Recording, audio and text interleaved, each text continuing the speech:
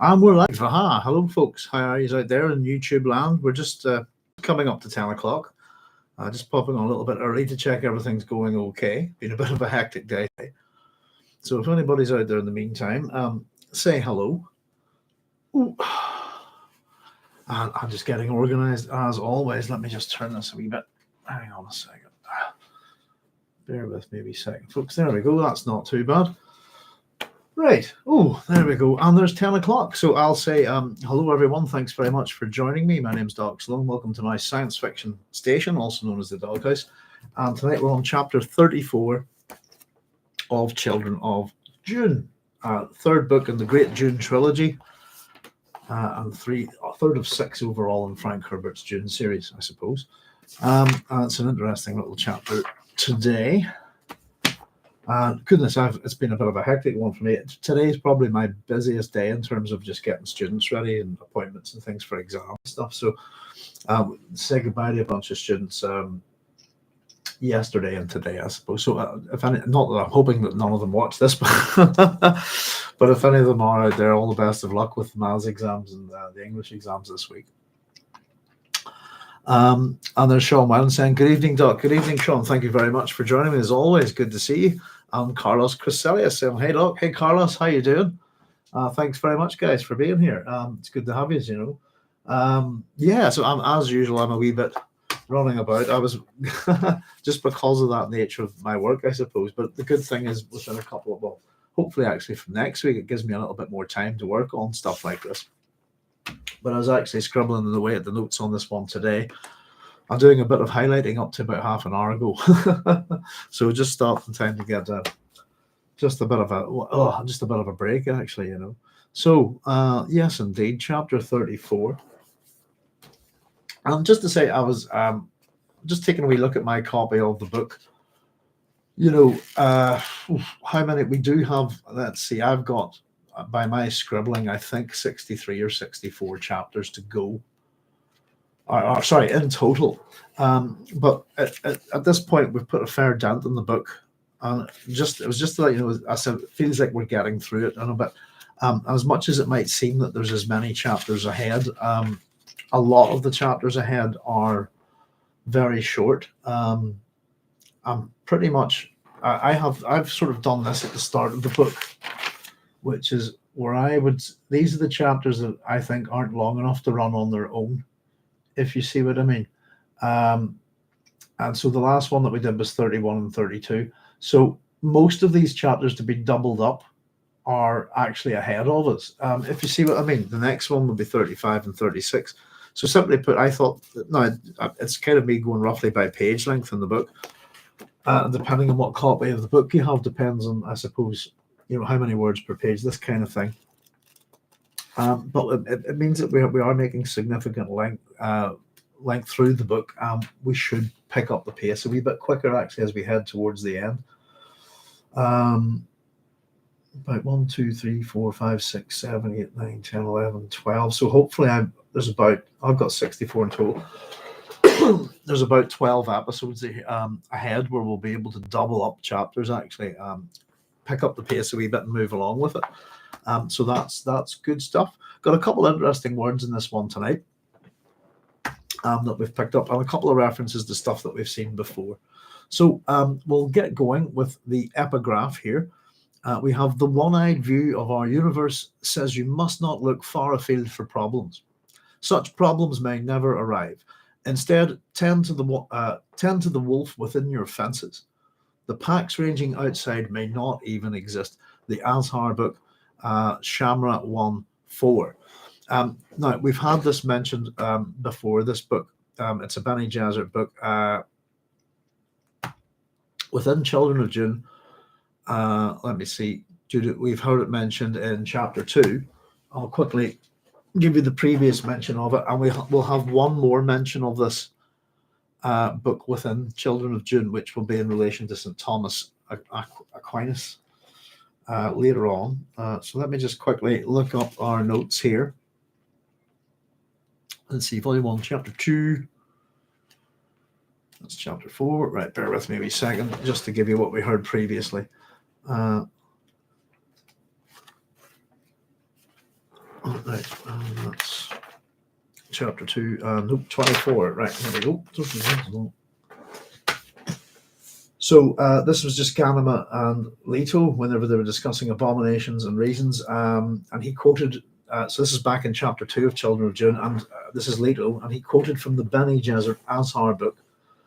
It is with reason and terrible experience that we call the preborn abomination. For who knows what the lost and damned persona out of our evil past.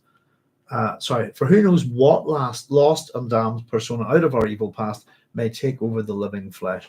So we had Azar back then from Arabic. It had a number of different meanings: shimmering, bright, radiant, luminous, clear, etc., etc. And I've also got C chapter 1, note 21. For whatever, it was something to do with that there. I don't know what that's about. Well, that was to do with abomination, I think.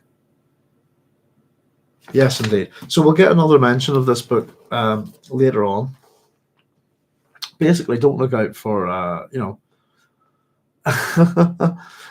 don't go looking for troubles, outside of your own kind of world before you deal with what you've got going on yourself. It's good advice, I think. Having a chat with some of my students today just about nerves and worrying about exams and stuff, and kind of, what's the perception of the fear of this kind of thing? How bad could it possibly be? This kind of thing, just trying to boost their confidence a wee bit and get rid of their anxiety, So the one-eyed view, the mono view, if you like, of our universe says you must not look far afield for problems. Such problems may never arrive. Instead, tend to the wolf within your fences. The packs ranging outside may not even exist. So, in relation to this chapter, I suppose what we've got is a back and forth between Jessica and Duncan. And this chapter is full of what we can call theatre. It's all about deception, conveying a message, if you like, to one person and saying something completely different to another. So we've got a conversation between the two, between Jessica and Duncan, and it's one of these things that these conversations are fantastic within the Dune series. They carry on in all of the books. And some of them end in violence and some of them don't. And this one's almost, if you like. But it's the sort of level of detail that we go in, almost the level of verbal fencing that we get in a conversation like this. They've obviously got to communicate something between each other and at the same time do it in a way that can't be misinterpreted or seized upon by their enemies, the Corinos, and knowing full well that people are watching them. So we have two people having a conversation who are well aware that they're being spied upon and that every single little thing that they say is being picked up upon and examined, if you like. And whether it be by Farad'n's spies or Farad'n himself. So it's an interesting wee one. I like this. Let's get cracking with it, folks. And if anybody's got any wee questions or queries, just let me know. So we have Jessica awaited Idaho at the window of her sitting room. It was a comfortable room with soft divans and old-fashioned chairs. There wasn't a dispenser in any of her rooms, and the glow globes were crystal from another age. Her window overlooked a courtyard garden 1 story down. The glow globes being crystal, I suppose, is a little suggestion of opulence. She heard the servant open the door, then the sound of Idaho's footsteps on the wood floor, then on the carpet. She listened without turning, kept her gaze upon the dappled light of the courtyard's green floor. The silent, fearful warfare of her emotions must be suppressed now. She took the deep breaths of her Pranabindu training, felt the outflow of enforced calmness. I like that. So, the high sun threw its searchlight along a dust beam into the courtyard, highlighting the silver wheel of a spider web stretched in the branches of a linden tree, which reached almost to her window. It was cool within her quarters, but outside the sealed window there was air which trembled with petrified heat. Castle Corinos sat in a stagnant place which belied the greens in her courtyard. That's kind of interesting, especially if what we've heard of Solus Secundus before. The suggestion that it might be a little bit of a pretty world, etc. I still imagined it as some kind of hell world, you know.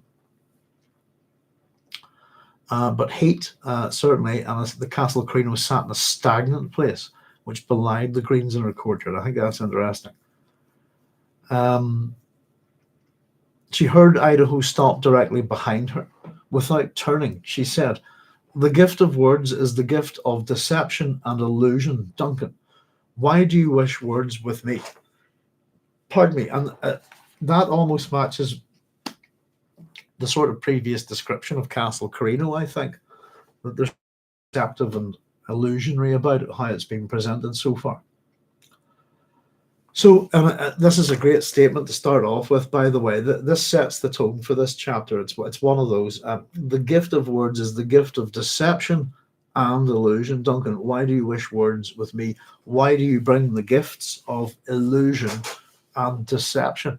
And that's exactly what he does here. There's Julian saying, "Hi, Doc. Hi, all. Hi, Julian. How are you? Thanks very much for joining us. We're just getting cracking, sir. It's good to have you here." So yes, indeed, deception and illusion is what this chapter is all about. So we have Duncan saying, "It may be that only one of us will survive," he said. "And you wish me to make a good report of your effort?" She turned, saw how calmly he stood there watching her with those grey metal eyes which held no centre of focus.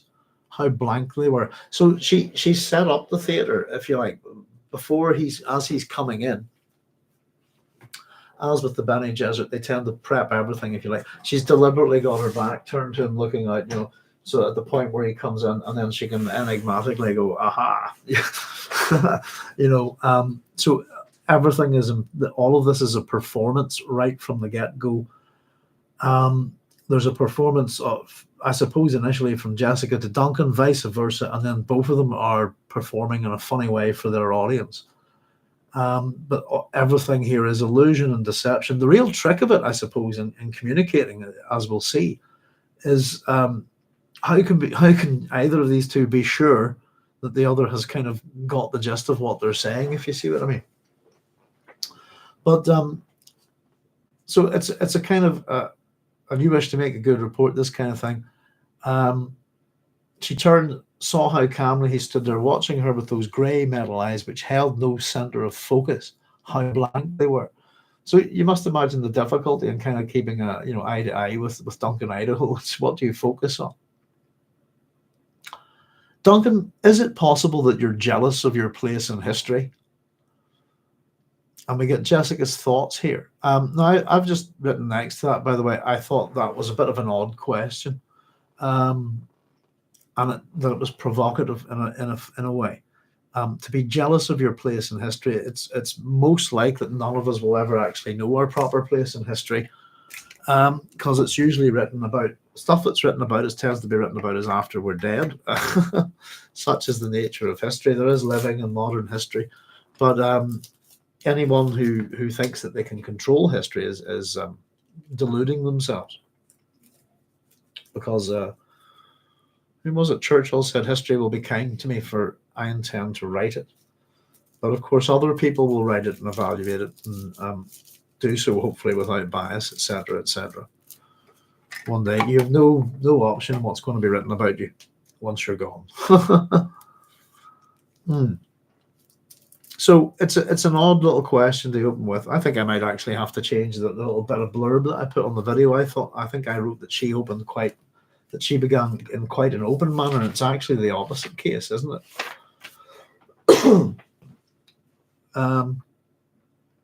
So, "Duncan, is it possible that you're jealous of your place in history?" She spoke accusingly, and remembering as she spoke that other time when she confronted this man. He'd been drunk then, set to spy upon her, and was torn by conflicting obligations. But that had been a pre-goal of Duncan. This was not the same man at all.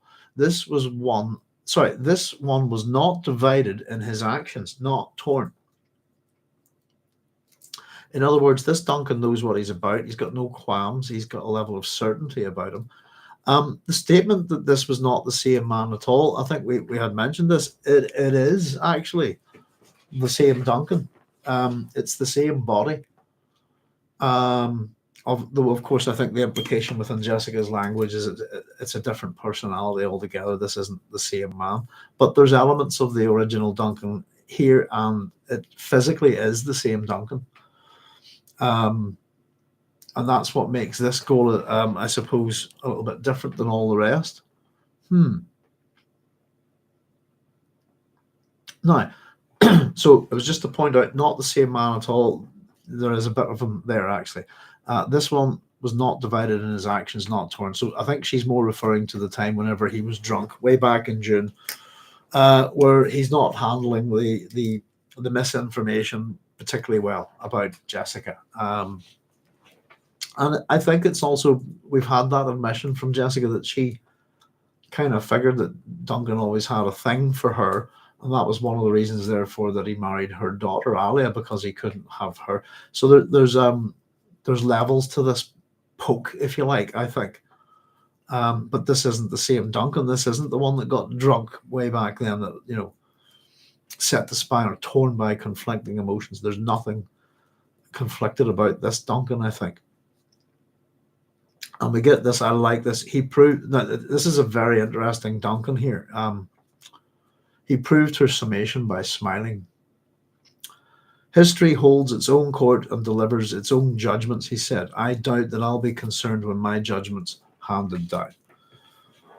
And I was just wondering, actually, from another point of view, was is it possible that you're jealous of your place in history? Is that a thing that, is it one of the things that we maybe poke at and don't like about other people? It tends to be the things that we don't like about ourselves. Is that a thing possibly with Jessica? That is she jealous of her place in history? Would history record Duncan Idaho making a drunken pass at her? Would she be embarrassed by it? That kind of thing. And the answer is yes, because we've read it in June. And our point of view in the entire series has to be one of somewhere there's an ultimate future historian compiling all these other historians together to give us our narrative. Pardon me. Julian Thompson slurs, I don't take orders from some damn Harkonnen spy. Again, we didn't get to see any of that, did we? I think in the new June. It's an important scene, I think, because especially within this book, Duncan's behavior way back then gives Jessica a level of insight into him. But we see a lot of that in this book. That it's a relationship that couldn't be that kind of thing, and it often gives me a wee bit of a thinking of excuse me, my hearing's out a wee bit, folks. I don't know if I'm being super quiet or not. It's an air pressure thing. Always makes me think a little bit of Lancelot and Guinevere here with Duncan and Jessica. So history holds its own court and delivers its own judgment, he said. I doubt that I'll be concerned when my judgment's handed down. But to be jealous of your place in history is an interesting thing. I think people would be more worried about it, if you see what I mean.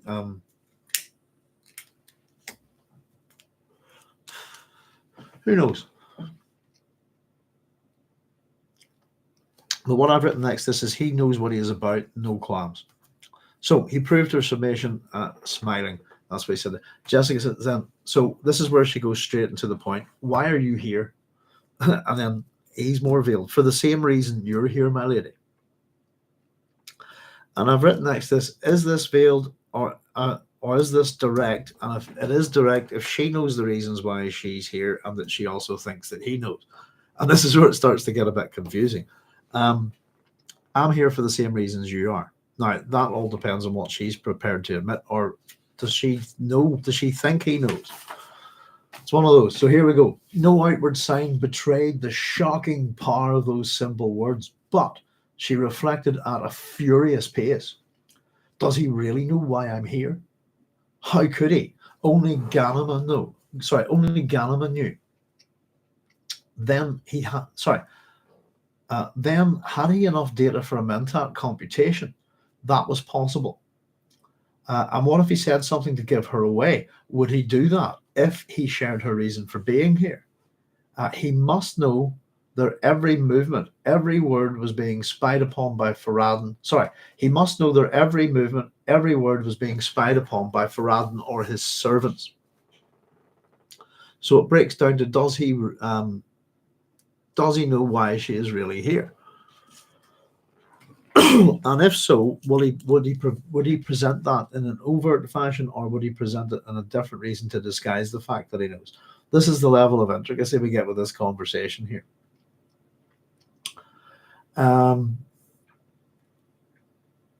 So what is she doing here? I've written next this. She's here to sort of imprint Farad'n, pretty much. I think, to an agenda of marrying Ganima, and basically looking after House Atreides' interests. That's what I think that Jessica at this point is working, or has been working for the Sisterhood, but I think has probably rejected that on some level.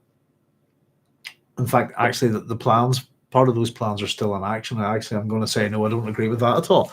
I'm going to talk myself out of that one. I think she is still working for the Sisterhood at this point, but she is very much definitely working for House Atreides as well, I think. And we'll see how this plays out here, I suppose. So only her and Ganima know why she's really here. And that's got to do with the future plans, if you like, for House Atreides. So here we have Jessica again. House Atreides has come to a bitter crossroads, she said. Family turned against itself.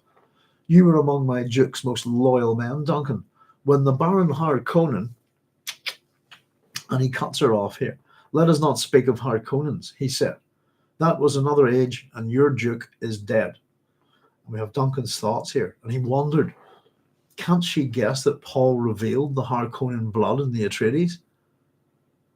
What a risk that had been for Paul, but it had bound Duncan Idaho even more firmly to him. The trust in the revelation had been a coin almost too great to imagine.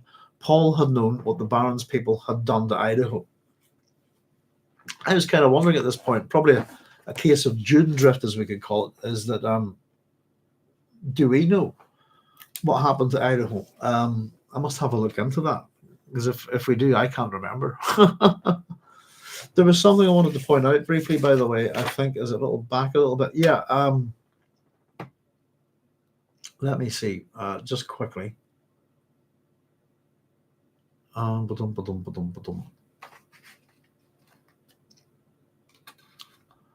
Oh yes, I know what it was. I was just going to mention this and sort of get it out the road, if you like. Let me just see where it is. Where's the word italics? Or maybe I've not come to it yet. Oh yeah, I've got it. It's right here. Right. Backing up a little bit, we get Jessica's thoughts. Does he really know why I'm here? How could he? Only Ganima knew.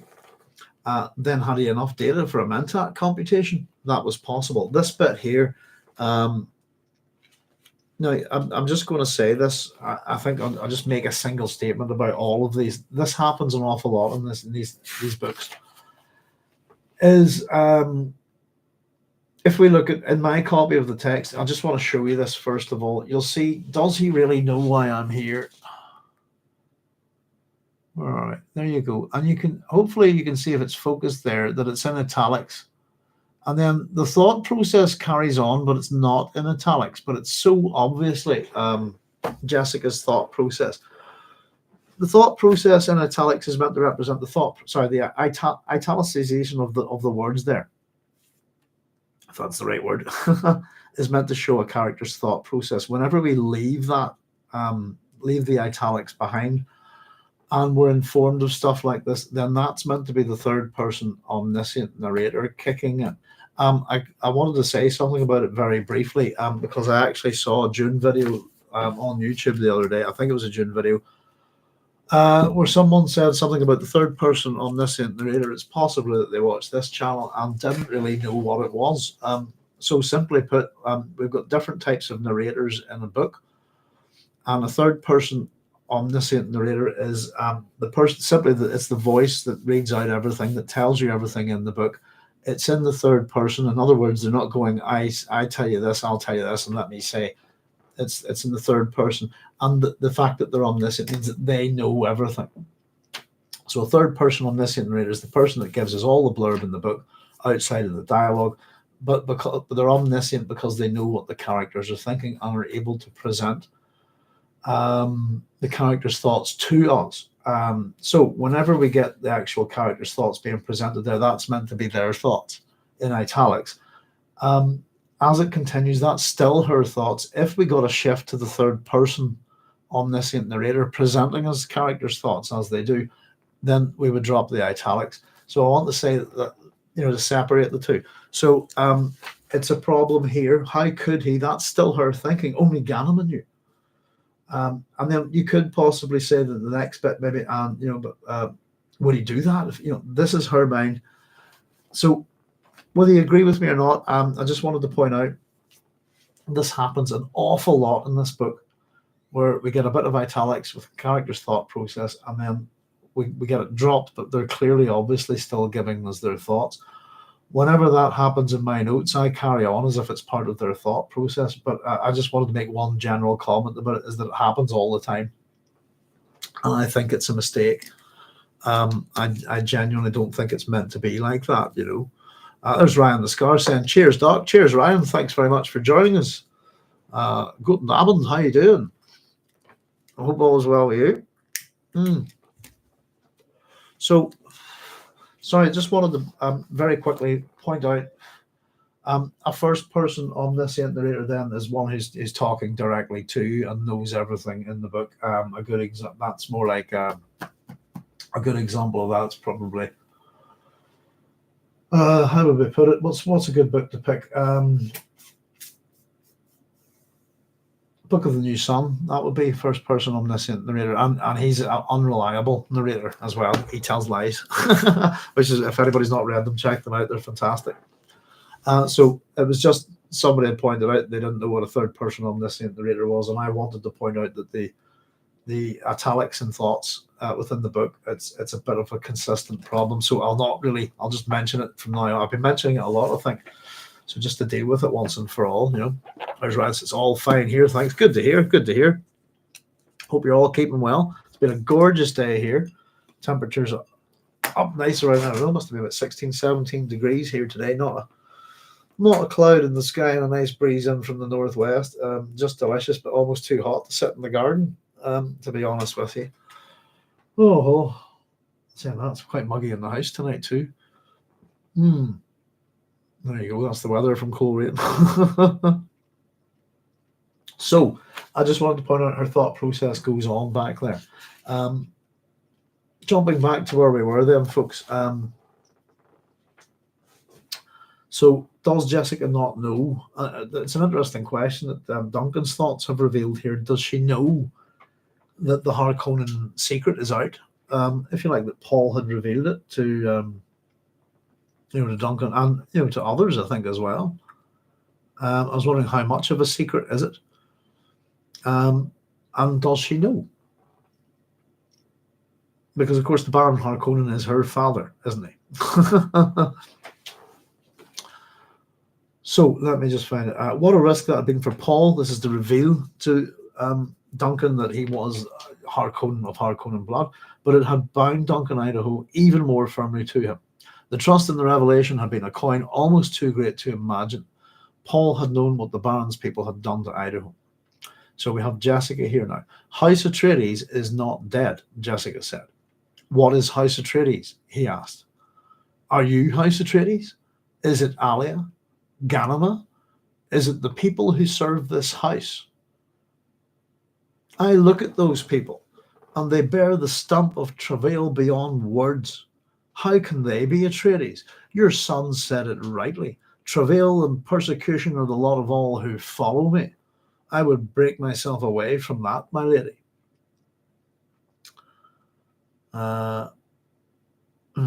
Travail is, how would you put it? I suppose, work that takes real effort, putting your back into it, that kind of thing. Laborious, laborious. That's a good one. Yeah, I would break myself away from that. So who or what is House Atreides? Is it the people called Atreides? Is it all the people that serve them? All the people that work for them? And we're going to get a little bit of a move around within the universe and how it works a little bit within this chapter. We're going to get some mentions of the Farad'n system, etc. This kind of thing. So all the people who work for House Atreides simply are people who are in their place, know their place, and their children will fulfill the same roles. So if you're a carpenter for House Atreides, your son will be a carpenter for House Atreides, his son will be a carpenter for House Atreides, etc., etc. And there's virtually no societal movement, if you like. One of the real examples, actually, I suppose you could say, is Duncan Idaho at this point, but the real example of movement within the Farad'n system, sorry, as we learned to pronounce it correctly, is Gurney. Gurney has moved about a fair bit within the Farad'n system, and so he represents something quite unusual in the book. So this is Jessica. Have you really gone over to Farad'n? Isn't that what you've done, my lady? Didn't you come here to convince Farad'n that a marriage to Ganima would solve all our problems? And that's pretty much the, well, whether it would solve all our problems or not, it is truthful. I think it solves a lot of them. And Jessica's thoughts are, does he really think that? She wondered. Or is he talking for the watchful spies? And again, that doesn't give us enough information. Does he really think that? Because that's what I am here for. Is he really on the same page, or is he talking for or is this theatre? And it's all, I think, a lot of this is theatre, except the sort of subliminal, if you look for want of a better word, message that's trying to be conveyed between Duncan and Jessica. But it's essentially there's actions here as well as words. And his actions are part of the theatre. Hers not necessarily so, I think. And here's what she says: House Atreides. So again, is this who's for whose benefit is this, and how much of it is what they actually believe? House Atreides has always been essentially an idea. She said, "You know that, Duncan. We bought loyalty with loyalty." I would almost went with an ideal there, but it's maybe not. It's an idea. So I've written at the top of this page, House Atreides is an idea. We buy loyalty with loyalty. The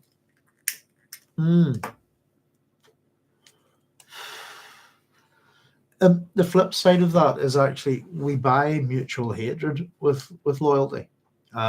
We buy the desire for revenge with loyalty. It's people who hate. They bring in wounded people, really, who have the same hatreds as they do. And that's how they ensure their loyalty. Both Gurney and Duncan have suffered at the hands of the Harkonnens, and the Atreides treat them well and are, absolutely have their loyalty because they hate the Harkonnens too. So it's not quite the foundation, if you like, that Jessica's trying to present here, but that's what we get presented to Farad'n out loud here. Service to the people, Idaho sneered. Many's the time I've heard your Duke say it. He must lie on easy in his grave, my lady. There's a fair bit of Duke Leto Atreides bashing going on in this chapter as well by Idaho. Service to the people. I've heard your many's the time I've heard your Duke say it. He must lie uneasy in his grave, my lady. It's the lie that royalty tell everybody, isn't it? That we're in service to you. We're we're bottom feeders and we serve you. When it's not the case at all, they tend to serve themselves, don't they? By pretending to serve the people, who they ever increasingly become so far removed from. Carlos is saying they buy loyalty with better propaganda. Propaganda is the thing that they do best. So as much as we can call this theatre, propaganda is another word for it, if you like. It's being... they're still presenting a certain image of House Atreides, aren't they, to a degree? And they've gone into conflict here with that. Jessica's trying to present the ideal, I think, that would appeal to Farad'n's intellectual sensibilities, if you like. that kind of thing. His sense maybe of wonder that all that stuff, being a young man who's a student of all things, particularly a historian. Whereas Duncan is kind of countering the kind of the bullshit here, really, isn't he? Service to the people. So, and again, he is doing a bit of Duke Leto bashing here. He must lie on easy in his grave, Millie. There's a fair bit of that here, and I think it's I don't know that there's part of it's a little bit of possibly real antagonism from Duncan, even though he was utterly loyal to it. His Duke got almost all of House Atreides killed, and ultimately through why is his desire to put himself on the throne, and that's what makes Duke Leto Atreides different than everybody else in Dune. And I think it's why he, not for, for the father, nothing. For him, I think that's why he is doomed right from the start. Everyone else is trying to put someone else on the throne, if you like, to control it. But he's the only person who harbors real intentions for the throne directly. And that's his reasons for not marrying Jessica. So Jessica's response here is, do you really think has fallen that low? My lady, did you not know that there are Fremen rebels? They call themselves Marquis of the Inner Desert, who curse House Atreides and even Muad'Dib. I've heard Farad'n's report, she said, wondering where he was leading this conversation and to what point. And I've written next to that, us too. We want to know. A Marquis is... Marquis is a rank of a peerage that is between Duke and an Earl. What have I written down here? So it's below a Duke and above an Earl. From the Old French, ruler of a border area. From the Middle Latin word marca, which means frontier. There we go. Pronounced Marquis. My favorite Marquis of them all is the Marquis of Carabas.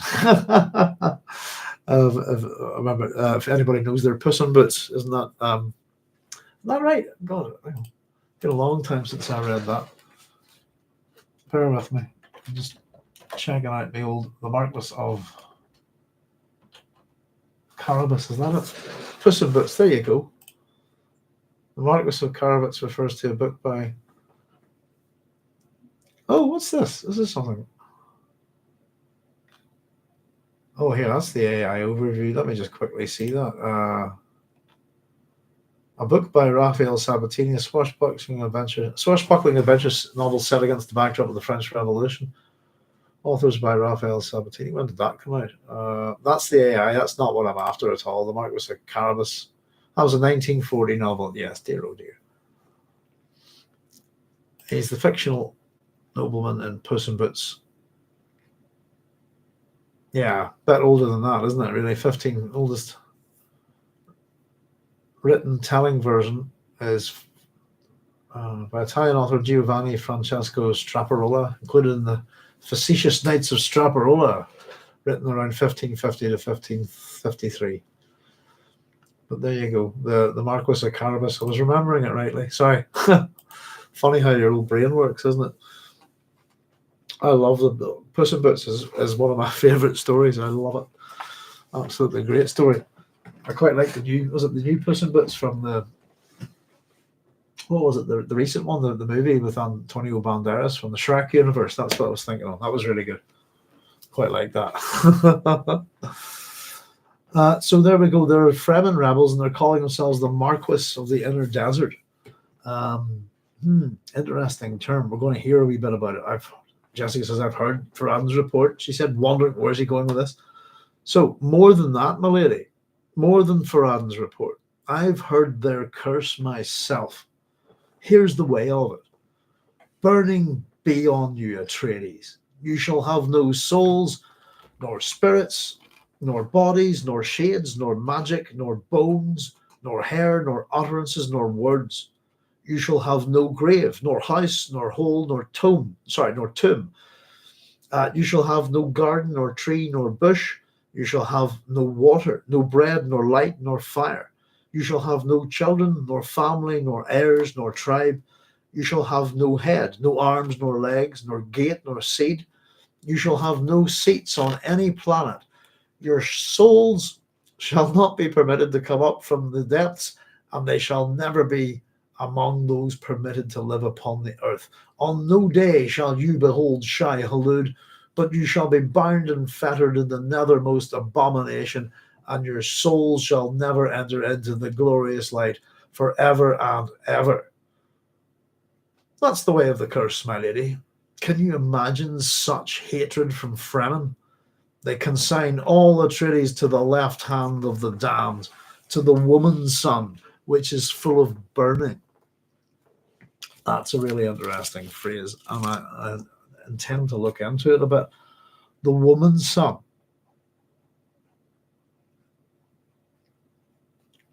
Fascinating. Which is full of burning, the left hand of the damned, the left hand of darkness, all of this kind of thing. Our left hand is sinister. The right hand is Dexter, isn't it? So there's all sorts of really silly, daft associations with the left hand, as well as it also being a symbol of agency. But to consider, yeah, it's pretty full on stuff. Let me just look something up here. What would be the right? That would be a better search term. Okay, let's have a look. What have you got? We have, I was going to say, a lot of solar deities are male, but I was kind of curious about woman's son. I was thinking about female solar deities. And of course, we have, let's see, several, this is on the AI. Let's have a wee look just to see what it says. But we have Sol, of course, where we get the name of the sun from. But that's Sol Invictus, isn't it? That's Latin. I'm jumping down a wrong path there. Sol, it says Suna, is the goddess of the sun in Norse mythology, of Amaterasu in Japanese. Japanese goddess, prominent sun goddess in Shinto. We have Eos in Greek, goddess of the dawn. Aurora, again, the dawn. That's not the same thing. Hathor, associated with the sun. Sekhmet, if you're protective goddess, depicted also with the sun. Tony, really, let's see. Miave, goddess of the sun, and Sami mythology. Yeah, there's quite a few. Solus, Celtic British goddess whose name is related to the common Proto-Indo-European word for sun. That's the goddess at Bath, isn't it? You get Aqua Solus is the old name for it.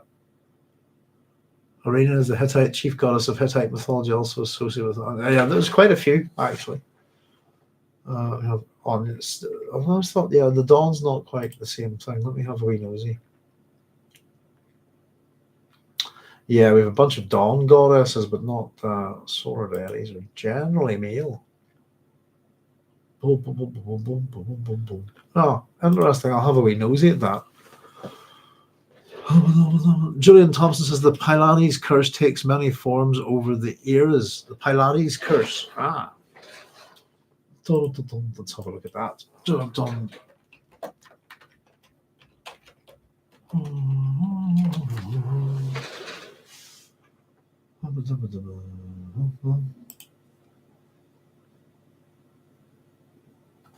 Oh, bear with me a second. Oh, nothing there on that at all. Hang on.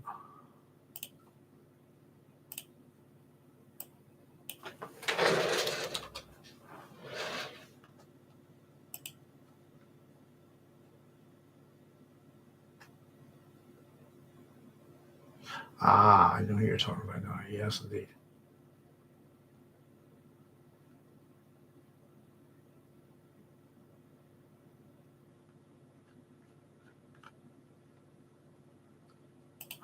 Right, we're heading to the end of the relationship. This is Orestes and Pylades. This is the end of the Agamemnon's. Well, not the Agamemnon. Sorry, there's a little bit more to go actually than that. But the end of the House of Atreus, if you like, the end of the how do we put it? I suppose those set of myths. Actually, this is the Orestes, Pylades, who's a buddy of his. Let me see. What have we got?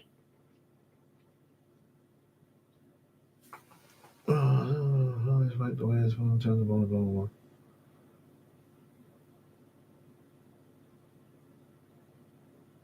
Let me just read this. Let's see. Erotic affairs of the heart. Roman writers present it as a romantic or homoerotic. Let me see. Jonathan Clay attempt to murder Taurus. That's what I'm thinking on. Iphigenia and Taurus. In order to escape the persecutions of Orestes, Orestes is ordered by Apollo to go to Taurus, carry off the statue of Artemis, which had fallen from heaven, and bring it to Athens. He goes to Taurus with Pylades, and the pair are once imprisoned by the people among whom the custom is to sacrifice all strangers to Artemis. Yeah, we've talked about this before. Orestes is seized by a mania for fear of the barbarians. Pylades tends to him acting as described in Lucian's Amoris, not only like a lover, but like a father. The priestess of Artemis, whose duty is to perform the sacrifice, is Orestes' sister Iphigenia. She offers to release Orestes if he carries home a letter from her to Greece. He refuses to go, but bids Pylades take the letter while he himself stays to be slain. Pylades eventually agrees, but the letter causes Orestes to recognize Iphigenia and reveal himself. The three escape together, carrying the image of Artemis. What's the curse then? Let me see. Have I got a curse in here? No curse in this story. Let me see. Can you enlighten me, Julian? Many forms over the years. Okay, got you. Sorry, no worries. Got you. The general curse of Atreus. I go with that as whose curse is it now? It's if we've done this. Let me see. Get the old memory going here. It's the curse of Myrtilus. That's it. If we want to know who puts the curse on the family, it's Myrtilus. That's the curse. Yeah, no worries. I was wondering just about Yes, it does indeed take. It keeps on going, doesn't it? It's like the Energizer Bunny. Yes, the curse of the House of Atreus, as it's become known, isn't the curse of the House of Atreus at all. It's assuming that makes the assumption that Atreus is the father of that line, if you like. It's a curse upon the Pelopid line, and whose actual original ancestor is actually Tantalus. But Pelops is remade, isn't he, by the gods after being partly eaten. So it's the curse on the Pelopid line. The curse is put upon them by the charioteer Myrtilus, who is the charioteer of Oenomaus, and that's to do with basically he agrees to help Pelops win the race against Oenomaus. Anybody who sort of goes against it is killed. It's a story about ritual sacrifice, believe it or not, that the girls from the regional towns used to go to Elis for the chariot races, one from each town to be ritually sacrificed. So it's a story about ending that process, if you like. So the story is that Myrtilus basically agrees to help Pelops and he'll get let me bring this up actually here. He'll get Oenomaus' daughter. Pelops will marry her.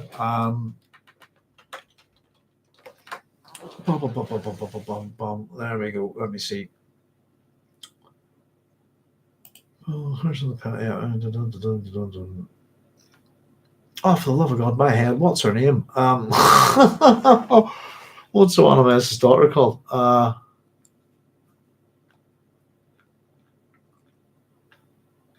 It's Hippodamia. Duh, Russell. Right, okay. The Hippodamia. There's a lot about her too. Yes, indeed. In fact, there you go. Curse of the Pelopids, or the curse of the Pelopidii, if you like. As Myrtilus died, he cursed Pelops for his ultimate betrayal. So he's supposed to get first basically get to have sex with Hippodamia first on Pelops and her wedding night. And Pelops is having none of it and picks him up and throws him into the what's called the Myrtoan Sea today, named after Myrtilus. So there you go, folks. So that's what Julian was referring to there. But that's who Pylades is a buddy of Orestes, and that story continues on within Greek tragedy, Greek drama, That's Iphigenia at Taurus. So Iphigenia is the daughter of Agamemnon, who's meant to get murdered, sacrificed, so that the Trojan War can begin. And of course, the idea is that Artemis replaces her with a sacred deer disguised as her, and so she's not murdered, and spirits her away, and she takes her to Taurus. And yes, the practice there of the locals is to sacrifice any foreigners to the goddess Artemis. There was a statue there. I think we did yeah, I've got some videos on this if anyone wants to check them out. You can see the statue that we were talking about. I did 3 videos on the Pelopid line. Yeah, some good stuff in there, some interesting archaeological things. But yeah, the woman's son, full of burning, if you like. So what a great curse. It's a very much reminds me on all sorts of curses. There are a few of them in the Roman Lactors, which are quite good to read, where people have dedicated curses to somebody and so on. No souls, no spirits, no bodies. That kind of removes all the other. If you don't have a body, you've got no hair. I was kind of looking at it one of those ways, but it's pretty much a full-on. Let's make sure we cover all the bases in cursing the Atreides here. Can you imagine such hatred from Fremen? So it looks like this is the curse. It's taken them. They've put thought into this curse, and that this is how they view the Atreides.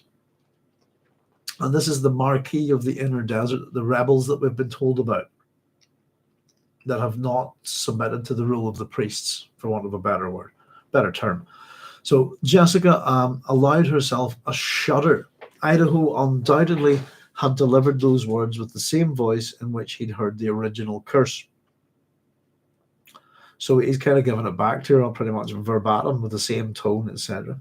Why did he expose this to House Carino? She could picture an outraged Fremen, terrible in his anger, standing before his tribe to vent that ancient curse. Why did Idaho want Farad'n to hear it? You make a strong argument for the marriage of Ganima and Farad'n, she said. In thinking about that, why would they want Farad'n to hear that? And again, I think what actually some of the Jessica's saying here is actually true. He's making a strong argument for the marriage of Ganima and Farad'n to Farad'n. And we'll get this brought up in a minute, but it's the power basis, if you like. And as much as the Atreides rule on Arrakis because of the Fremen, Farad'n's power will come from the Sardaukar, and we'll get a mention that there's also Atreides law here. But it seems that at the moment, the opinion of the Atreides in general from the rebel Fremens is not very much different than that of the Harkonnens. But why expose this to Farad'n? To demonstrate, I think, to Farad'n, whether it's true or not, that and you see, I as much as these are, I think there's an element of truth and untruth in this. I think that's probably how they're cursing Alia, I would say. I don't think they would have such hatred for Ganima or Leto. Not that they think Leto is alive.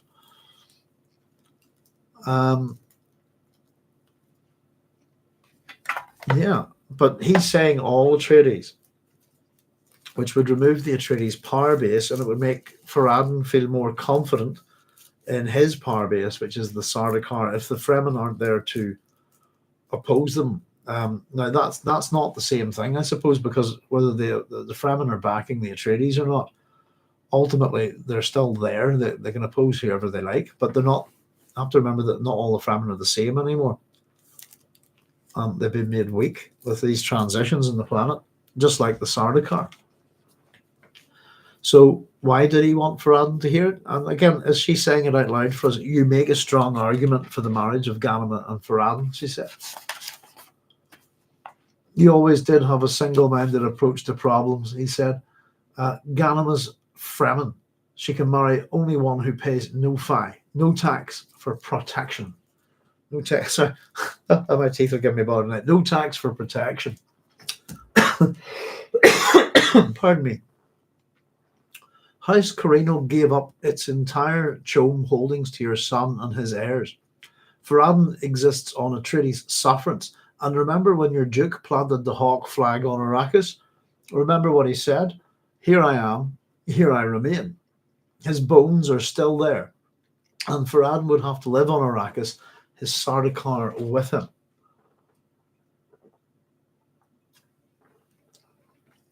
So that's, I suppose, the flip side of that. Ganima's Fremen. She can marry only one who pays no fee, no tax for protection. Someone who can look after themselves, in other words. House Carino's given up. So House Carino, that's a suggestion that they won't let her marry. The Fremen wouldn't let Ganima marry Farad'n because he's basically not worthy of her. But the point is that just like Duke Leto, House Carino wants to plant its flag here, they'll have to move to Arrakis. And then Farad'n will have to say, here I am, here I remain, because he won't be able to leave. And that means his Sardaukar won't be able to leave as well. And it's another dig at the memory of Duke Leto and his genius military strategy, so we say. His bones are still there. Here I am, here I remain. He's dead. Idaho shook his head. Oh, sorry. His bones are still there, and Farad'n would have to live on Arrakis, his Sardaukar with him. Idaho shook his head at the very thought of such an alliance. Now, I've written next this. He's doing this. This is an obvious non-verbal display for the spies, in my opinion. Jessica, here we go. There's an old saying that one peels a problem like an onion, she said, her voice cold. And we get her thoughts here. How dare he patronize me? Unless he's performing for Farad'n's watchful eyes.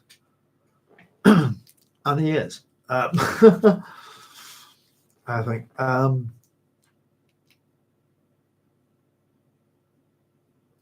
Yeah, he's.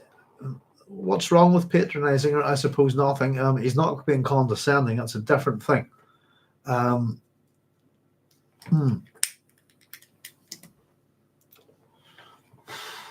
He's actually telling her something that's useful to her.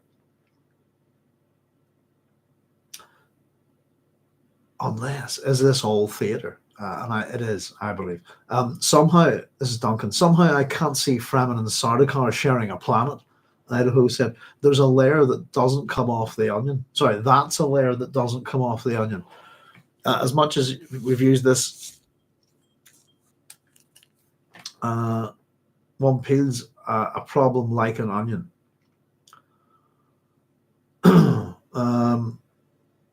That he's saying that's not the case, that we can't just, there are things that are set in concrete here and that they're immovable, immutable. And one is that it's not, I don't see Fremen and Sardaukar sharing a planet. They could share it, all right, but I think they would kill each other, or the slaughter would be mighty. They're not likely to live together in peace too much, are they? There's too much bad blood. She didn't like the thoughts which Idaho's words might arouse in Farad'n and his advisors. Spoke as Jessica, spoke sharply. House Atreides is still the law in this empire. And she thought, does Idaho want Farad'n to believe he can regain the throne without the Atreides? In other words, does he think that he could do it by force himself? If if things are so bad there, if the Fremen, but the picture that Duncan's presenting here is Fremen versus Sardaukar, with no House Atreides in the middle, if you see what I mean. And that's why Jessica's bringing this in. And I think this is why he provokes this statement. House Atreides is still the law in this empire. And the law is going to be a third thing here. We're going to get to it in a wee second.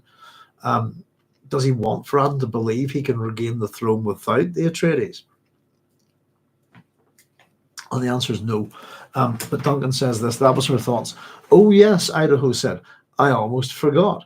Atreides law, as translated, of course, by the priests of the Golden Elixir.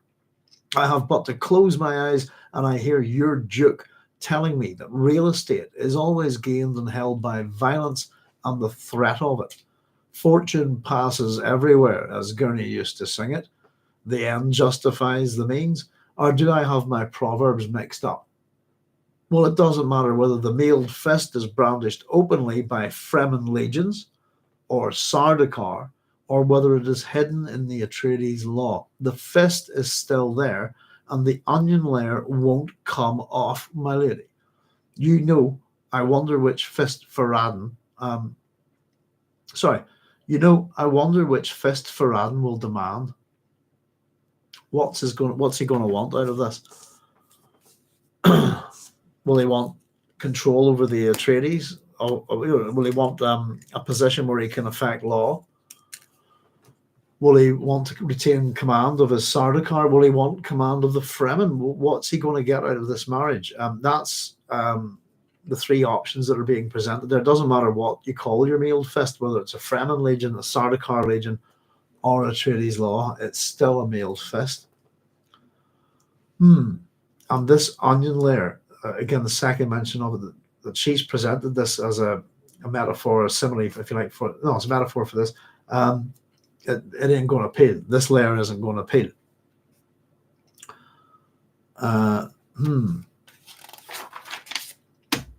Jessica's thoughts here. What is he doing? Jessica wondered. House Carino would soak up this argument and gloat over it. And I've written next to it, that's what he's doing for that reason. This is theatre, and he's giving this, so they will soak this up, they will absorb this and spend time thinking about it, and bring it in as part of their strategy, etc., etc. So you think the priests wouldn't let Ganima marry Farad'n? Jessica ventured, probing to see where Idaho's words might be leading.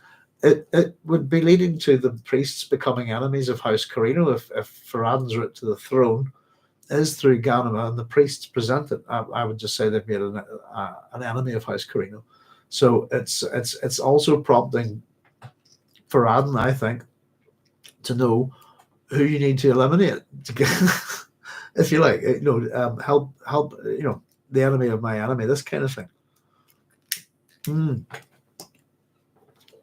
We keep getting mentions on the priests, etc., but it's putting them very firmly on the political board here as someone who can interfere with, and that also we know that the factions within what's going on with the Fremen, that the Fremens that have rebelled are rebelling against the authority of the priests, most of whom are Fremen who've become corrupted.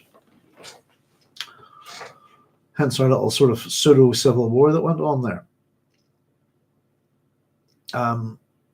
Jessica mentioned, probing to see where Idaho's words might be. Let her. So you think the priests wouldn't let Ganima marry Farad'n? That's what she asked. Here's Duncan's response. Let her. God's below. The priests will let Alia do whatever she decrees. She would marry Farad'n. She could marry Farad'n herself. And we get Jessica's thoughts here. Is that where he's fishing? Jessica wondered. So there is that option that's been presented before. If we thought that where Alia's madness might take her, is that, yeah, she'll marry Farad'n herself and probably bump him off and keep the throne. I don't know. No, my lady, Idaho said, that's not the issue. So it's not about Alia marrying her, Ganima. This empire's people cannot distinguish between Atreides' government and the government of the beast Rabban. Men die every day in Arrakeen's dungeons. I left because I could not give my sword arm another hour to the Atreides. Don't you understand what I'm saying? Why I came here to you as the nearest Atreides representative? The Atreides empire has betrayed your duke and your son. I loved your daughter, but she went one way and I another.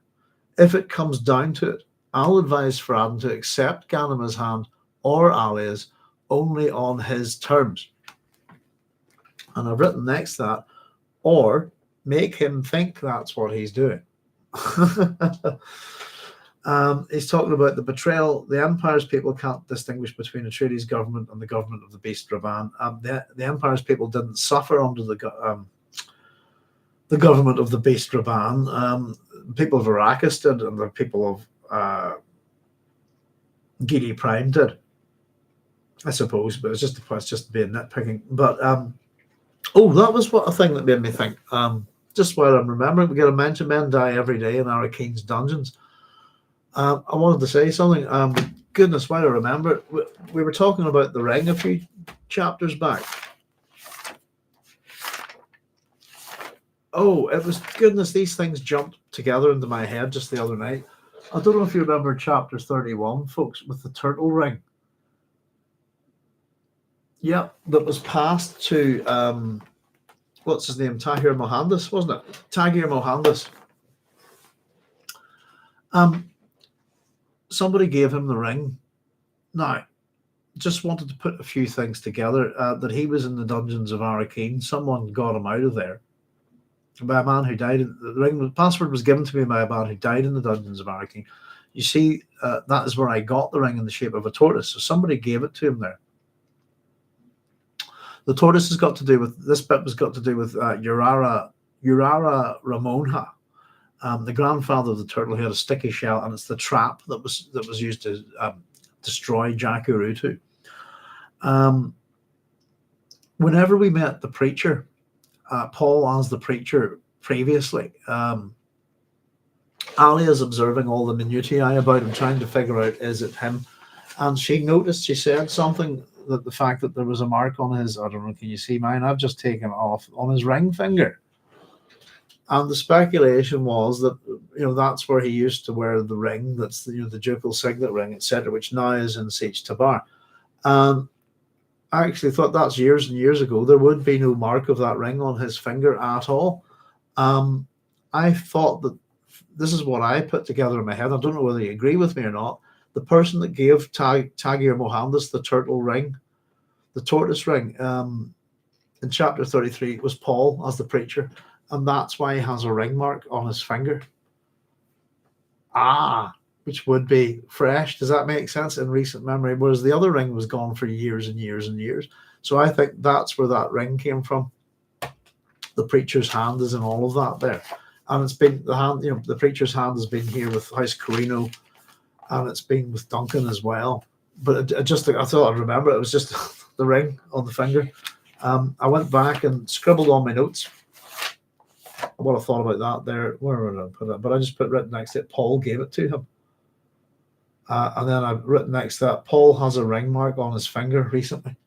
And that's about Jack Urutu. So anyway, I just thought I'd drop that in for chapter 31. Again, that wee ring kept making me think. But I wondered about the mark on Paul's ring when it was mentioned, ring finger. I just thought that wouldn't be there at all. That years have gone by since he's vanished. And that it must be a different ring. There you go. I don't know what you think. But just thought quickly drop that one in there. Right, where were we? Yes, I wonder which fist Farad'n will demand.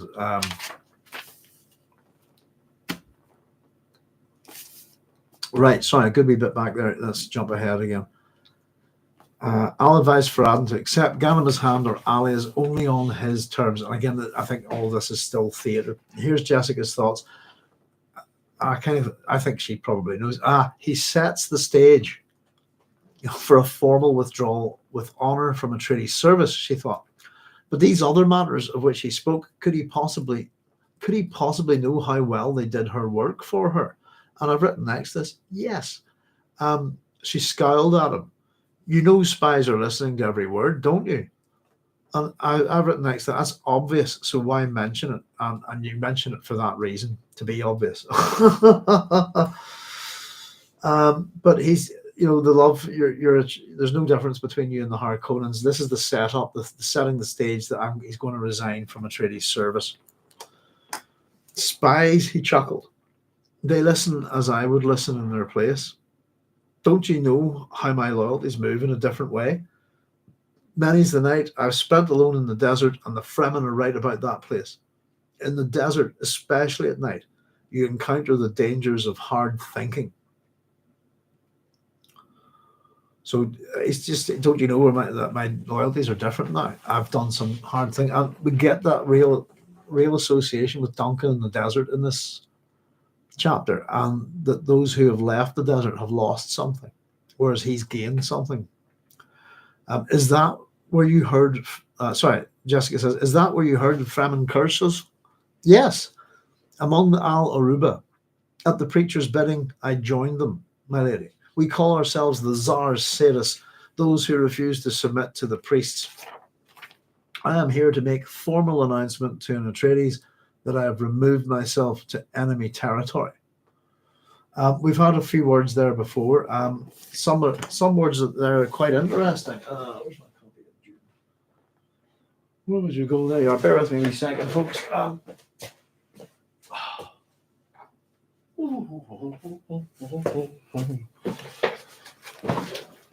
Oh la la! Just wanted to look something up quickly here, but because these are words we've heard before. Yeah, sadis as judges.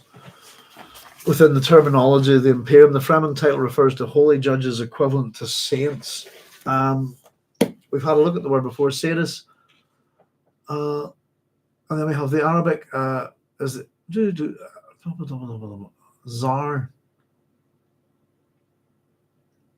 Same as Persian and Ottoman Turkish for the word gold. Arabic Tsar is also a folk ritual or dance associated with exorcism and healing. Bear with me a second, folks.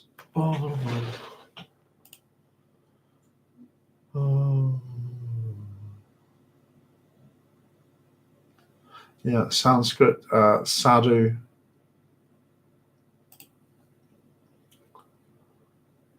Religious aesthetic, mendicant, or any holy person, etc. Yeah, we've looked at this word a long way back in June.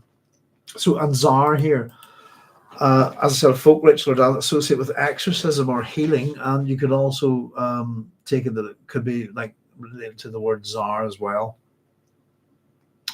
Now, Al Aruba, we've heard before as well. We've heard that the people of Nilotic Al Aruba way back in June. I've written C, Nilotic Al Aruba.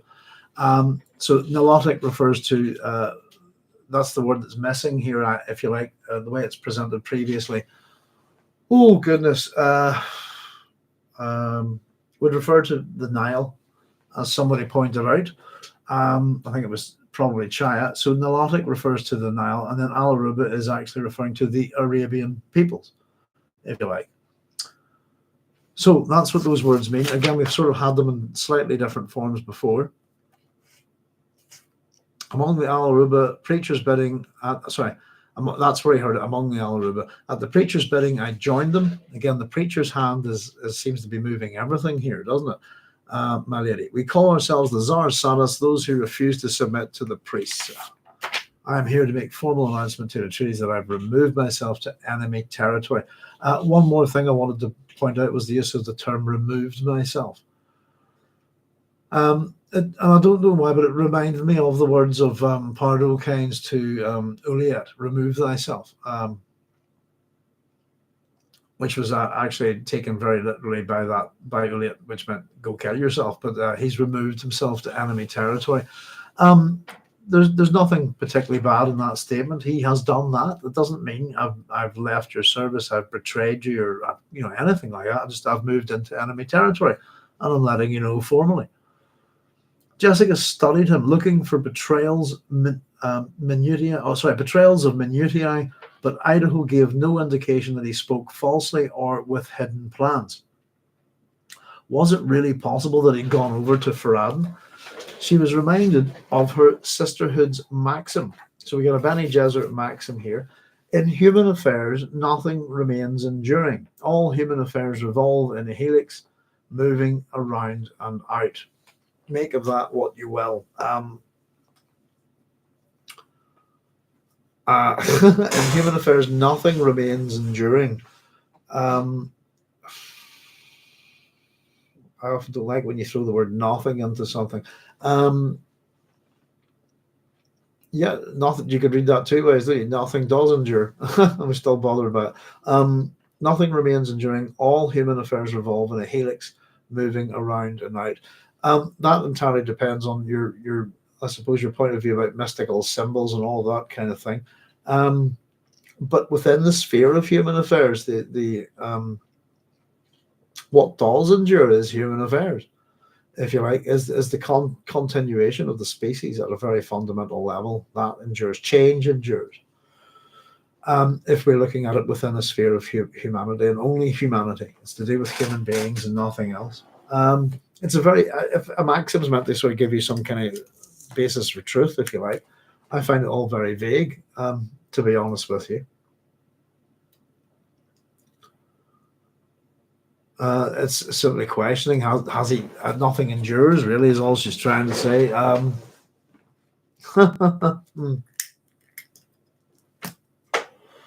Always, when something like that says that, always reminds me of the poem Ozymandias by Percy Bysshe Shelley and his buddy. There's two poems called Ozymandias. They're very similar.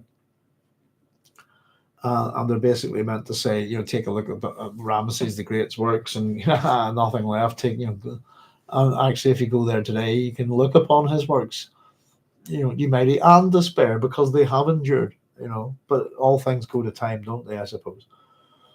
If Idaho had really left the Atreides fold, that would explain his present behavior. He was moving around and out. She had to consider this a possibility. Or is he acting?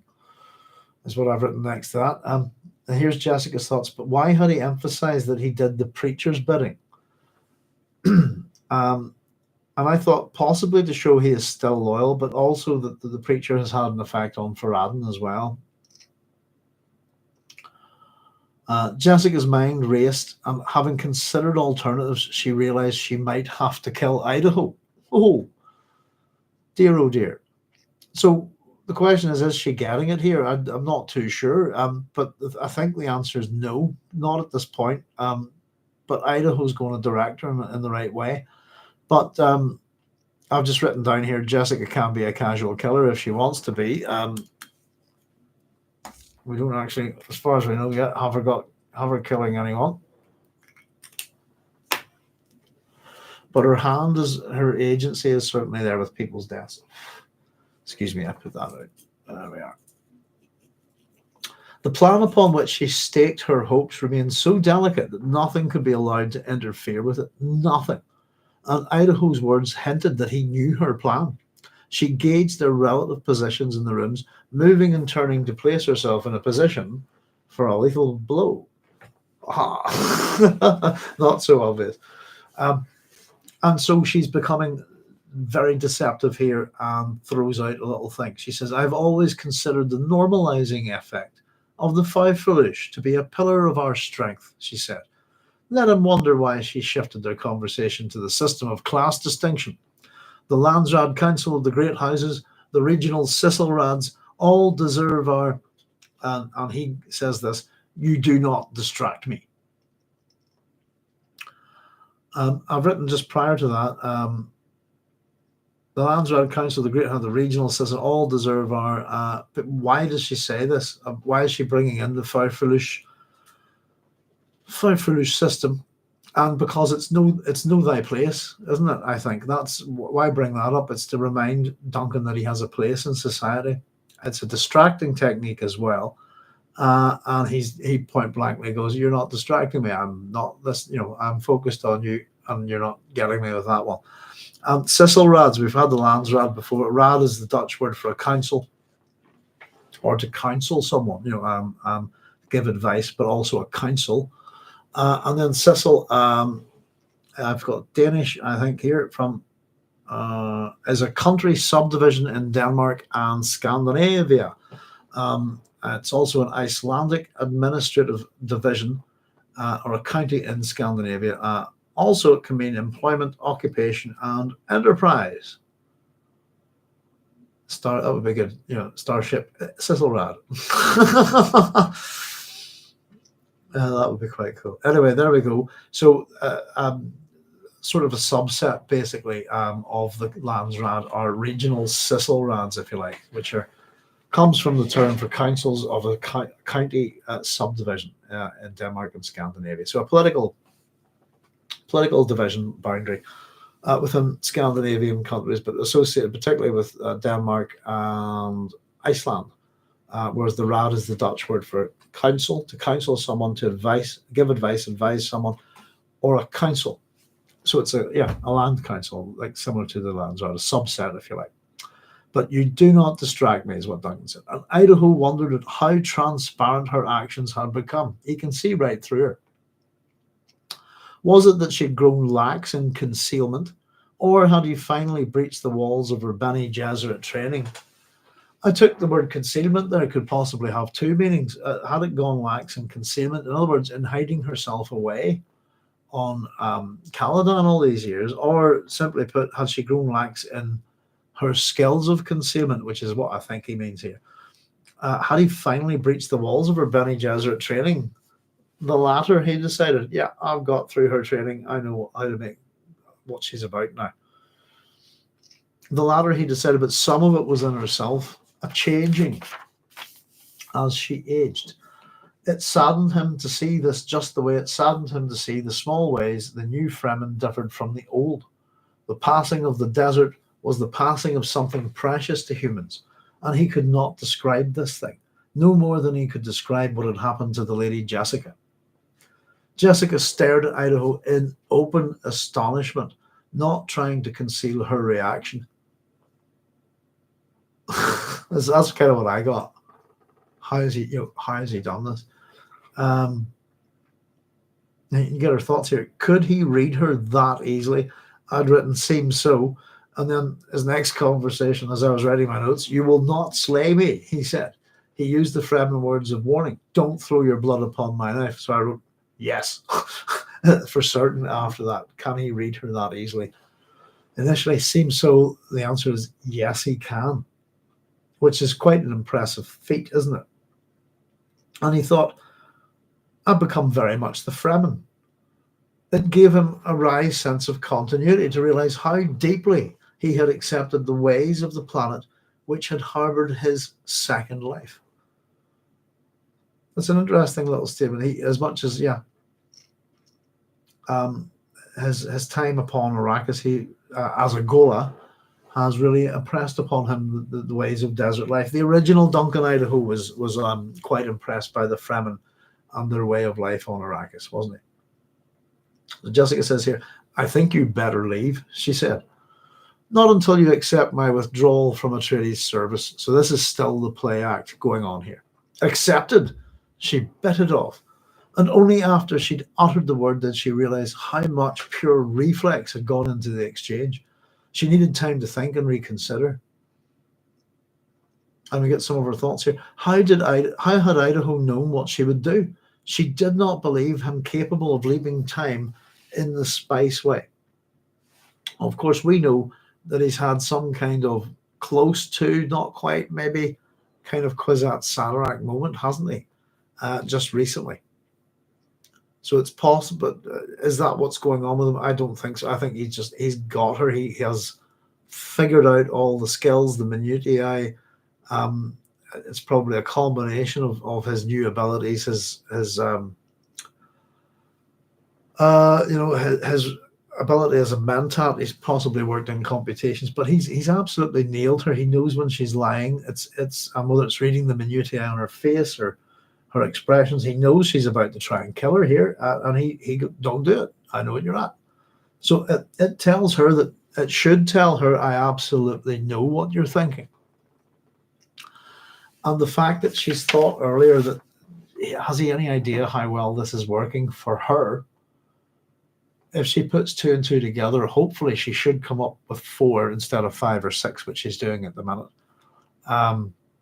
She's reacting to him, but he's playing her like a fiddle here, and it's all for his, and he's getting a performance. He's feeding off her to provide a performance to those who are listening. I'm not leaving until you accept my withdrawal from Atreides' service. Accept it. That's him out. It cuts ties, and it makes Jessica look more isolated and alone here, which Farad'n, I think, would want to take advantage of. But how does he know? Yes, indeed. Idaho, and I love this bit here. Idaho backed away from her until he felt the door behind him. He's not taking his eyes off her for 1 second. He does not turn her. It's a very interesting way of leaving. He's got what he wants, but he backs away from her like this. Where's the door? There we are. And out you go. Once more. So this is his farewell to her. Once more I call you my lady, and then never again. My advice to Farad'n will be to send you back to Wallach quietly and quickly at the earliest practical moment. Wallach 9's the Bene Gesserit homeworld, or one of many worlds that goes by that name, if we figure that out. You're too dangerous a toy to keep around. Although I don't believe he thinks of you as a toy, you're working for the Sisterhood, not for the Atreides. I wonder now if you ever worked for the Atreides. You witches move too deeply and darkly for mere mortals ever to trust. Agola considers himself a mere mortal. She jibed. A little bit of, a wee bit of dramatic irony, a wee bit of irony there. Yeah, Agola, you've cheated death. There's no point in calling yourself a mortal. Interesting that he calls her a toy. Generally, we look at people as tools within these books, if they can be used in that sense. A toy. So it's an interesting term, and I think it's a planted word. It's to make Farad'n think of her as a toy, something that he can play with. You're too dangerous a toy to keep around, although I don't believe he thinks of you as a toy. Possibly he does now, because he said so. And it's not that I don't think you're a toy. It's a loaded term here. And it's an odd word to put into this conversation. You're working for the Sisterhood, not the Atreides. In other words, so whatever she's doing here doesn't align with Atreides' interests. And therefore, Farad'n would probably think, well, then I can work with Jessica to further my interests with the Atreides, especially if she's not working for them. She's actually working for the Sisterhood. I suppose it would come down to what could he do for the Sisterhood at that point if it involved a political deal. But Agola considers himself a mere mortal. She jibed. Compared to you, he said. Leave, she ordered. So he had a nerve there. Compared to you, that, in other words, well, I'm a mere mortal compared to the mother of a god. It's a deliberate poke, I think, and I'm pretty sure that's what he means there. You took it upon yourself. Leave, with an exclamation mark, she ordered. Such is my intention. He slipped out the door, passing the curious stare of the servant who'd obviously been listening. And Duncan's thoughts are, it's done, he thought, and they can read it in only one way. That is pretty much the way it's been presented to the listener, that he has had enough of the Atreides. They're as bad as the Harkonnens. The Fremen have turned on them. Ali and I have gone down different paths. I can't work for you anymore because your family are scumbags. I'm here. That's why I'm here to see you. I've delivered you here, but I'm here to say this to an Atreides. I'm out. I'm done. And by doing so, he can do it with honor. If you like, if he was so within the Five Foolish system. Interestingly enough, we mentioned that Know Your Place. And Duncan is a sword master of the Ginaz school, and therefore his place within that Five Foolish system would be to become a sword master for someone else's house, if you see what I mean. He wouldn't go and take up troubadouring like Gurney did, but that's what makes Gurney interesting. So there we go, folks. It's one of those, whoa, what the heck's going on conversations that's entirely deceptive. It's meant to deceive the listeners. There's meant to be a level of communication there, but because the illusion and deception is mighty, and that even that's how the conversation is presented right from the very beginning. It's still not for Duncan, but for Jessica. Duncan has evolved here, isn't he? He's beyond her. I don't think that Jessica would have the ability to kill him at this point. And she hasn't got the ability to outthink him or manipulate him or trick him in any way whatsoever here. But right at the very beginning, the first thing that is said without turning, the gift of words is the gift of deception and illusion. Why do you wish words of me? That's what we get here. All of this is deception and illusion. The deception is that Duncan has left House Atreides, that he showed a level of contempt for Duke Leto, Jessica's partner here. He's painted a target on the priests. He's pointed out the situation with the Fremen, and the nature of, I suppose, the power base that Alia has. He's pointed out reasons for the marriage to go ahead, etc., etc., discussed the level of hatred and even presented possibly the idea that Farad'n could try for the throne on his own, which would be daft. It would, yeah. But simply put, all of this is deception. This is Machiavellian, Byzantine intrigue. Take your pick, to the hilt. Full on manipulation to the point where Jessica is not actually sure herself. But she's been left in a position where, and it's the reason for possibly wanting to kill Duncan here, is that he could out her. At this point, that does he really know what I'm about, and if so, will he give me up? Is one of her concerns here. To the point where she considers, killing him, possibly with a little toe or something like that. But there's a realization that comes to her, is that he's reading her like a book.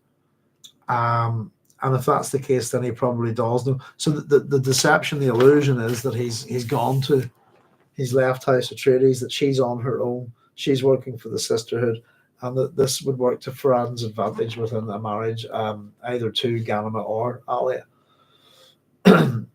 That he's going to recommend things to Farad'n which are contrary to what it might appear Jessica wants. But as we found out in this chapter, everything that he's doing is actually working for what Jessica wants. So he's not wrecking her plans. He's disrupting them by making her think, what the heck's going on here? Why is he doing this? He's something that she hadn't factored in, and is having to react, reflexively, as opposed to what he's up to. But it's his mentat abilities, the Zensunniism in him, that he's able to say things that provoke thought or action, and that's what Duncan's role here is, I think. And it's his role. It's been his role since the Benny Tylax presented him to. Well, he's presented by the Guild, wasn't it? But he's in Tylaxu gift to Paul Muad'Dib Atreides in his court when he was emperor way back in Dune Messiah. So what I've got here is we've got reverse psychology going on, feeding information and misinformation at Farad'n, a complete manipulation, a split, or an apparent split within House Atreides, and the sense that Jessica is left isolated. So there we go, folks. That's quite a fast little chapter, wasn't it? It's a great one for dialogue. These little back and forths, these intrigues that we get like this. Whenever we get to it one day, it'll be a day in the future. I'll point out my favorite one too in all the Dune series, and I can't remember which book it's in, but it's either Heretics or Chapter House. It's one of the two, and it's one of these kind of between a Bene Gesserit and a face dancer, a new face dancer, and it's a fantastic chapter. But these little dialogues are great. Starting to build the intrigue. The tension is working here again, and the pieces are on the board, and we are starting to. We're heading into the last third of the book, I'd say. Let me see. I'm on page 246 for the next one. 346 will take us to 100.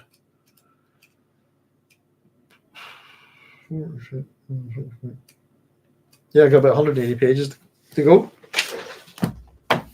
So we're starting to get there. Goodness, the next chapter's got a big chunky Palambasha, and we get again. That's someone who we've met before. Let's just see, will we be able to get these two chapters together? Quite possibly, yeah. We've got so this is 1, 2, 3, 4, 5, 6, 7 and a half. That was not as short as I thought, but then then 1, 2, call it 3 tops. Yeah, 10 and a half. So I'll try and aim for, as we were saying about these chapters at the beginning of the book, folks. Ooh la la. We have a whole chunk of them coming up that we can hopefully double up, 35 and 36, you'll see up there. So the ones prior to this that we've doubled up, there's only been a few.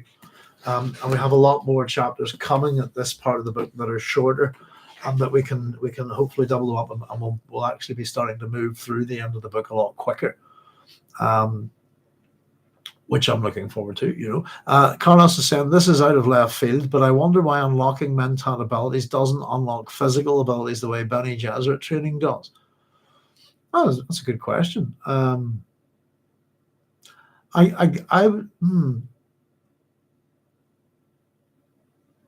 Politics is the sphere of influence for Bene Gesserit. Higher mathematics, isn't it, for the guild?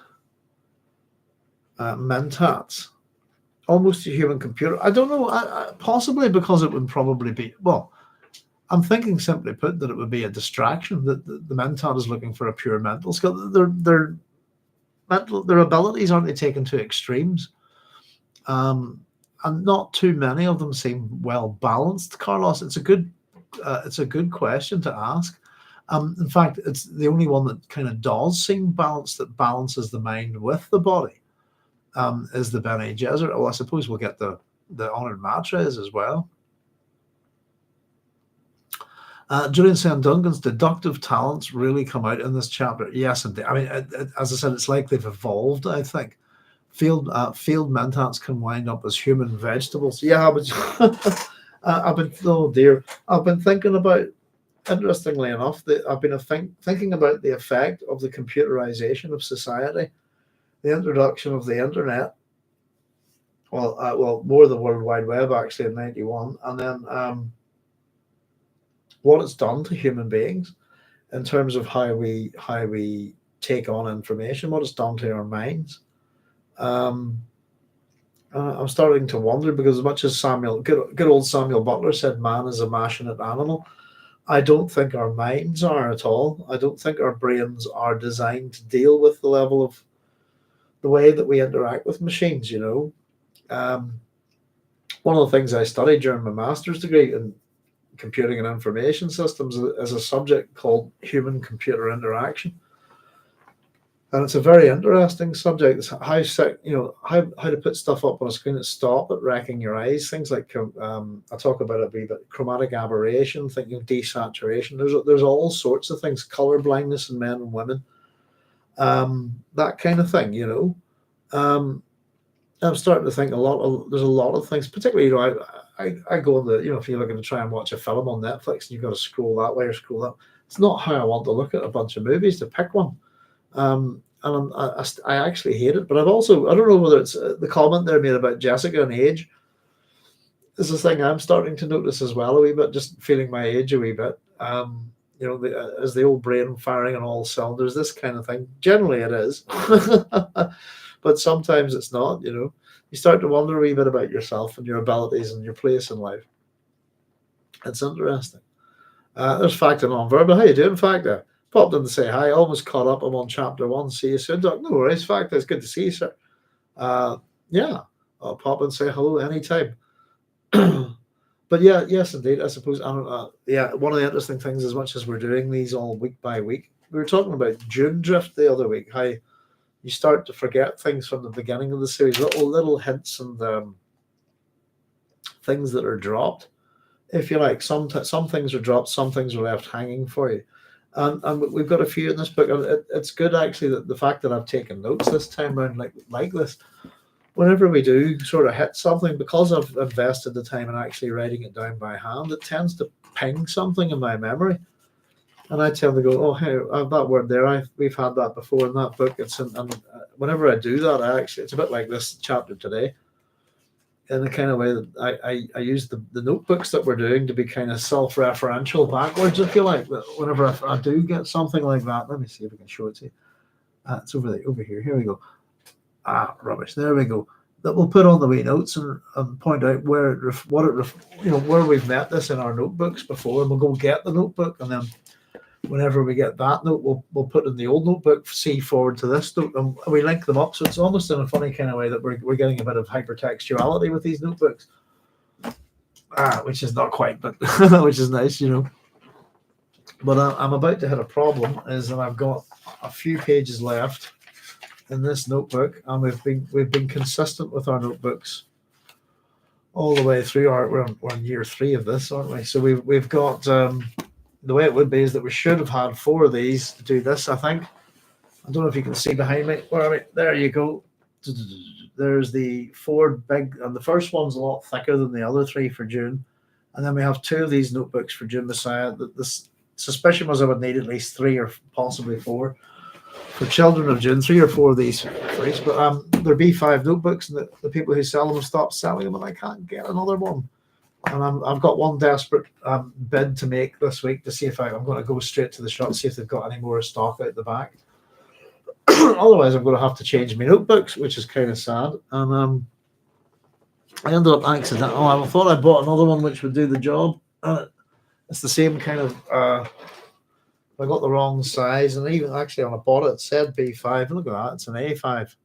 The ones that we've been using have been B5, so I have to figure something out what to do. But it reminded me on trying to buy Dune books that it's really difficult to get them all one set of covers. And I'm hoping I will achieve that by the time I finish the book club. But there you go, folks. I'm going to say goodnight, actually, and head on. Because believe it or not, I was feeling quite faint a couple of times there. I had a couple of little dizzy fits. I don't know if he's noticed or not, but I certainly did. So I'm a wee bit lightheaded, to be honest with you. It's possibly the weather. It's got very muggy here. So I'm going to wrap up tonight. Just early here, we're done, and I'll say goodnight, folks. We've got a whole bunch of stuff coming for you real soon because we're heading up towards our 5th anniversary on YouTube. But we've got 2 more chapters, hopefully, of Children of Dune for the same time next week at 10 p.m. GMT +1, or British summertime, if you want to call it that. And we'll sort of let you know about those other things as we're going along. But we hope to be doing a few extra programs soon. And one of them will be that sort of what I call intermezzo sort of thing for the Dune, that we were going to read through a few things for you, just in relation to myth and tradition, ideas that are from certain books, like Lord Raglan's, that are in this book that Frank is discussing. So it was just to sort of give you the lowdown on some of those. And it was that in particular, Lord Raglan's, the ideas on ritual and tradition within myth. And then we're going to give you some stuff from Robert Graves. And then we're also going to give you, what was the other thing? We could run through the Jackaroo Tree myth, but there was one more thing that was kind of important. Oh, bugger it, I've forgotten what it was. For the life of me. I might run through a little bit of the Oedipus myth with you as well. But there's something. Oh, no, it's gone. Hang on. It was important anyway, and you would have liked it. It would have been interesting. I will remember what it was for the next time anyway. But we were to put all of that together in a package here's some background stuff that will help you understand this a little bit better. We're just going to throw it in as part of the book club as an intermediary kind of episode. What on earth was it? For the life of me, I can't remember. No, I'm not worried about it. Listen, folks, that will be just me thinking about dead air. I'll try and let you know for the next time. But we're going to do that soon. We'll probably have a wee 5th anniversary episode, and we're also going to hopefully start doing our A to Z of science fiction for a bit of fun once a week as well. That's something I don't have to prepare too much. We're going to probably start with the numbers on that one. So whenever we do that, it's something that we promised to do, and I was planning to make videos, and instead we're going to do it live. So we'll probably be starting with 2001, 2010, 2000 AD, 300, things like that. We'll start with the numbers before we hit the letter A. And Aaron A. Aardvark. There we go, folks. I'm very bad at saying goodnight. I'll just get on with it. All the very best. Look after yourselves, no matter where you are. Take care. Be safe, and I'll see you all real soon. Thank you very much, as always, for your comments and contributions. Take it easy, folks. Be safe. Good night.